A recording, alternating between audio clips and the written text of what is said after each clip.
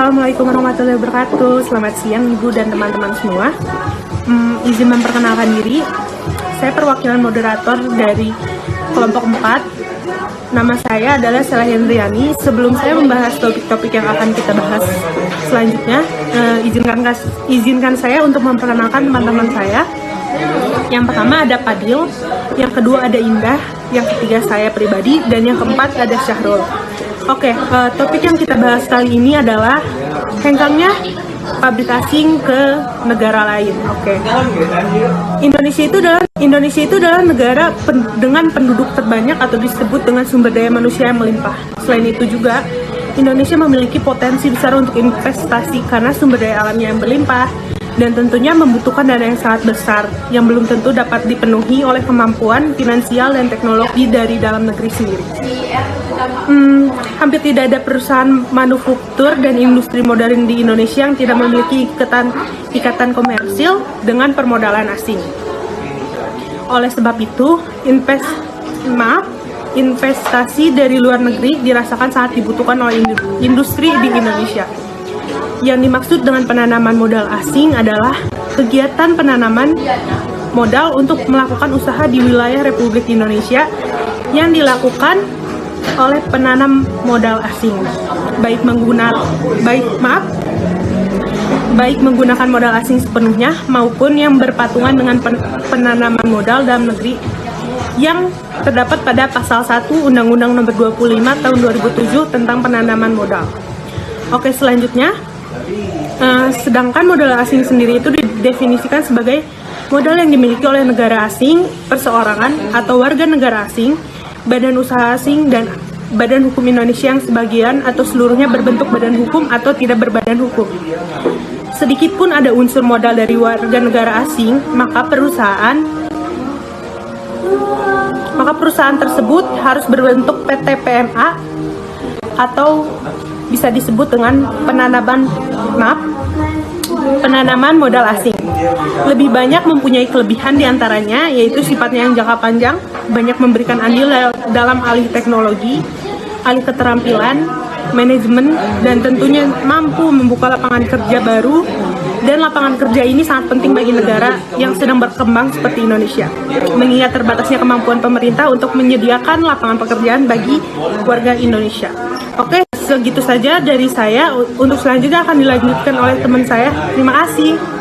Selanjutnya saya Indah Septiani akan melanjutkan materi selanjutnya, yaitu syarat-syarat penanaman modal asing di Indonesia. Yang pertama ada harus berbentuk perseroan terbatas.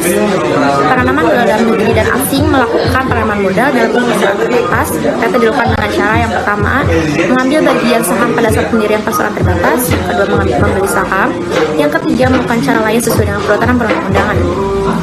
Lalu selanjutnya ada B, batasan dari PT PMA dalam PT PMA baik warga negara asing maupun badan asing dapat mendirikan PT PMA di Indonesia.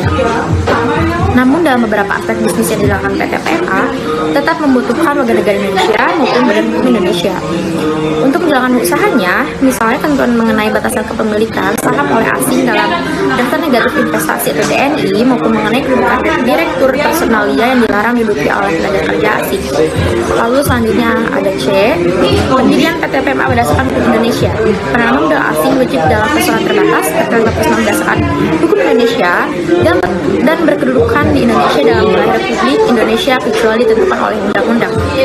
Ada kewarganegaraan pendiri dalam mendirikan perseraan diperlukan kejelasan mengenai kewarganegaraan pendiri. Pada dasarnya badan hukum Indonesia yang berbentuk perseraan didirikan warga Indonesia atau badan hukum Indonesia. Namun kepada warga negara asing atau badan hukum asing diberikan kesempatan untuk mendirikan badan hukum Indonesia yang berbentuk perseraan sepanjang undang-undang yang mengatur bidang usaha perseraan tersebut memungkinkan atau pendirian perseraan tersebut diatur dengan undang-undang tersebut. Sekian dari materi yang saya jelaskan. Terima kasih. Baik, di sini saya akan melanjutkan presentasinya. Hak, kewajiban, dan tanggung jawab penanam modal. Setiap penanam modal berhak mendapat kepastian hak, hukum, dan perlindungan informasi yang terbuka mengenai bidang usaha yang dijalankannya. hak pelayanan dan berbagai bentuk fasilitas kemudahan sesuai dengan ketentuan peraturan perundang-undangan. Setiap penanaman modal berkewajiban menerapkan prinsip tata kelola perusahaan yang baik, melaksanakan tanggung jawab sosial perusahaan, membuat laporan tentang kegiatan penanaman modal, dan menyampaikannya kepada Badan Koordinasi Penanaman Modal. Setiap penanam modal bertanggung jawab menjamin tersedianya modal yang berasal dari sumber yang tidak bertentangan dengan ketentuan peraturan perundang-undangan, menanggung dan menyelesaikan segala kewajiban dan kerugian jika penanam modal menghentikan atau meninggalkan kegiatan usahanya secara sepihak sesuai dengan ketentuan peraturan perundang-undangan. Menciptakan iklim usaha persaingan yang sehat, mencegah praktek monopoli dan hal lain yang merugikan. Sekian presentasi dari saya. Selanjutnya akan dipresentasikan oleh sahabat Fadil. Fasilitas penanaman modal sebagaimana dimaksud pada ayat 1 dapat diberikan kepada penanaman modal yang A. Melakukan perluasan usaha, B. Melakukan penanaman modal baru. Penanaman modal yang terdapat fasilitas sebagaimana dimaksud pada ayat 2 yang sekurang-kurangnya memenuhi terhitung sejak Publik Indonesia 25 nomor 25 tahun 2000. Fasilitas penanaman modal. Fasilitas penanaman modal sebagaimana dimaksud pada ayat 1 dapat diberikan kepada penanaman modal yang A. Melakukan perluasan usaha, B. Melakukan penanaman modal baru. Penanaman modal yang terdapat fasilitas sebagaimana dimaksud pada ayat 2 yang sekurang-kurangnya memenuhi salah satu kriteria sebagai berikut. A. Menyerap banyak tenaga kerja, B. Termasuk skala prioritas tinggi, C. Termasuk pembangunan infrastruktur. Fasilitas izin tinggal untuk penanaman modal asing. A. Pemberian izin tinggal terbatas bagi penanaman modal asing selama 2 tahun. B. Pemberian alih status izin tinggal terbatas bagi penanaman modal menjadi izin tinggal tetap, dapat dilakukan setelah tinggal di Indonesia selama 2 tahun berturut-turut.